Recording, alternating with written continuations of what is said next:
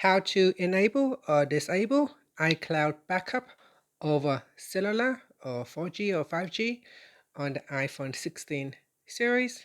First, let's go back to the home screen by swiping up at the bottom of the screen. Then on the home screen, tap on Settings. Now, from the Settings page, make sure you go back to the main Settings page, and then we scroll down and tap on iCloud. Next, in here, we go down and then tap on iCloud Backup.